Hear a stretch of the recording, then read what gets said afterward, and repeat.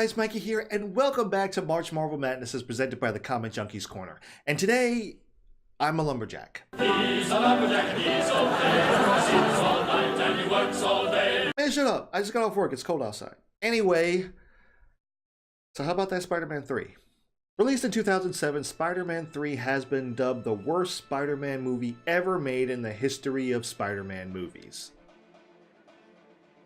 Y'all have obviously not consumed enough Spider-Man content. But this movie has been absolutely hammered by fans, despite doing well at the box office and critics thinking it was fine. Even the director himself, Sam Raimi, hates this movie. And now that it's 12 years and 4 Spider-Man films later, I have to ask the question, was Spider-Man 3 really that bad? Now don't get me wrong, there is a lot wrong with the movie. Peter has super inconsistent spider sense. It works sometimes, but doesn't work when the new Goblin attacks him at the beginning of the movie, or when he has an alien symbiote in his apartment for what probably amounts to a week. You have what appears to be grown men acting like third graders. Flint Marko is an escaped convict, as the movie plainly says, but the police don't bother to stake out his apartment. The movie itself is very jumpy, quickly moving from one scene to the next without a coherent flow a lot of the time. And speaking of time, there isn't really a feel of how much time is passing in the film. It's hard to say if this is taking place in days or weeks or longer.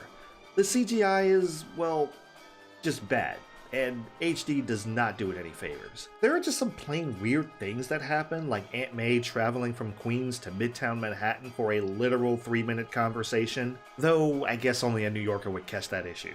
But most of all, there's just too much going on. There are a lot of plots and subplots, and they don't all connect or balance out. There's Harry's grudge against Peter, there's Peter and Mary Jane's strained relationship, there's Flint Marko trying to get money by any means necessary to save his daughter, there's the black symbiote, Harry suddenly getting amnesia, Eddie's relationship with Gwen Stacy, Eddie's rivalry with Peter, Eddie turning into Venom. There is a lot going on.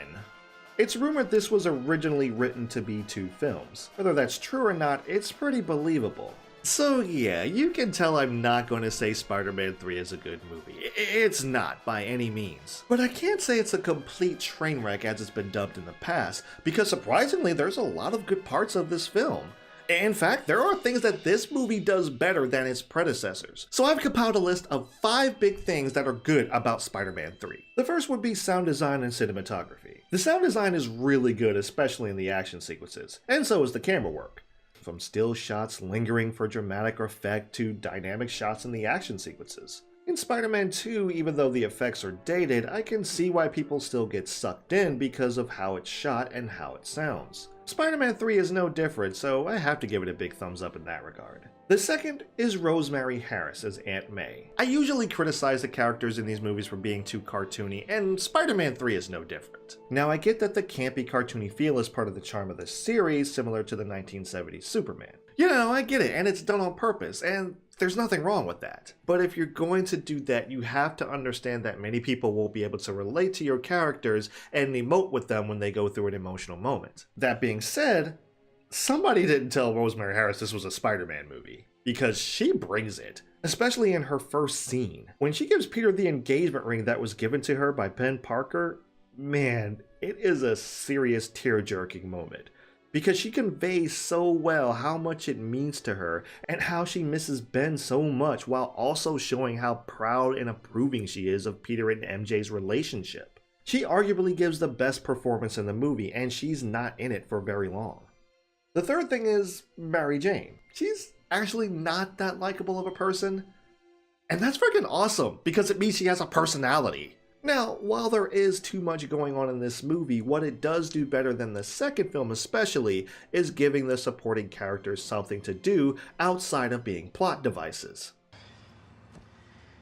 Where to? Mostly. We actually spend some much-deserved time with Mary Jane. Because of this, the movie actually shows her inner conflict, her vulnerability. And yeah, she's a bit self-centered, but she has something to work off of. She has her own story. And because of that, she feels like a more fleshed-out character in this movie than she does in the previous 2. Still preferred Peter and Gwen Stacy though. Sorry, MJ. The fourth thing is the world building. This is something the second film was completely lacking. For example, Doc Ock was pretty cool, but he was literally just there to give Spider-Man someone to fight, which was most of Spider-Man 2's issues with the writing. People were there and events were happening just for the sole purpose of giving Peter a hard time. That's just not good world building or character writing. With Spider-Man 3, you can tell things are going on in the background. The world is more dynamic and open. Things aren't there just to get in Peter's way. It's a lot of things happening around Peter as well as happening to Peter.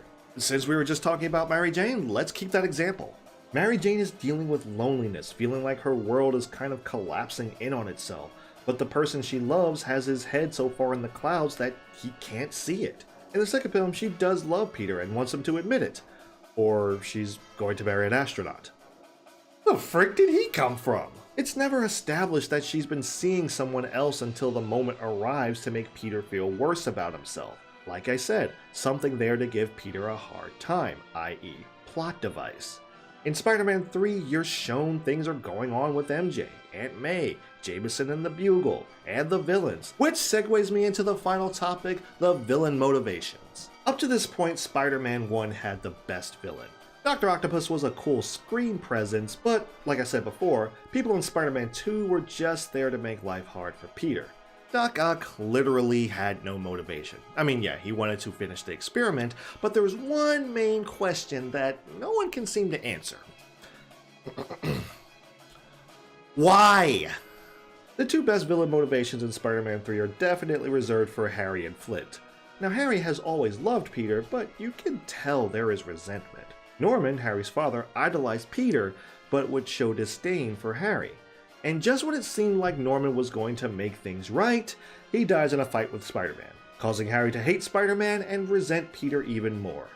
Then, finding out they are the same person definitely pushed him over the edge. I don't know why he took 3 years to take revenge, but it's motivation nonetheless. Eddie's motivation is there, albeit weak. While he does bring what happens to him on himself, he is still a victim of circumstance, and you can see why he'd be pretty broken up. But the star in this category is Flint. This is the villain you can tell Sam Raimi wanted to make the movie about. He's probably the most sympathetic villain in the series, with Norman Osborn coming in second. So much so that I can't really call him a villain. He's just a man that took the wrong path trying to save his daughter's life. I get it. Let's be real, even in the comic book universe, without money, you're pretty much SOL. I don't condone what he's done, but I understand a parent not wanting to lose a child. It's disappointing because Spider-Man 3 could have been a very character-driven story, with a serious commentary on the line between right and wrong. But...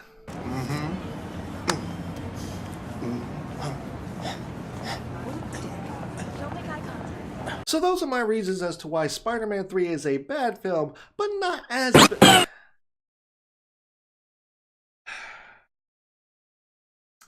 Let me guess. I can't talk about Spider-Man 3 without talking about Topher Grace's Venom. That why you're here? Okay. So, similar to Doom and Galactus from Fantastic Four and the Mandarin in Iron Man 3, Topher Grace's Venom is one of the most hated comic book movie villains out there. It has literally been deemed the worst representation of Venom ever. For a while. It seemed the thing that ticked off fans the most was that it was wasted potential. And it's true. Because there's so much going on in Spider-Man 3, one of Spider-Man's most iconic villains is relegated to the background. We not only don't get enough Venom, but more importantly, we don't get enough time with Eddie Brock. Sure, he's an easy character to understand motivation-wise, but it's hard to connect with him because it feels like the movie introduces him, and suddenly he's Venom. Topher does fine with what little he has to work with, but he has nothing to chew on even as campy cartoony movies go. I will say the costume design for Venom is still pretty cool. I like the way the symbiote is basically clinging like heck to him, but there just isn't enough of him. And to be honest, there really isn't anything that I can say about him that hasn't been already said. The bottom line is a movie dedicated to Venom would have definitely been better. Shut up. Get out. So, for real this time, those are my reasons as to why Spider-Man 3 is bad, but not that bad. I'm sure you have some very strong feelings about Spider-Man 3, so be sure to post them down in the comments below. And stay tuned, because there is more March Marvel Madness on the way. If you know what I'm talking about. I wanna take you for a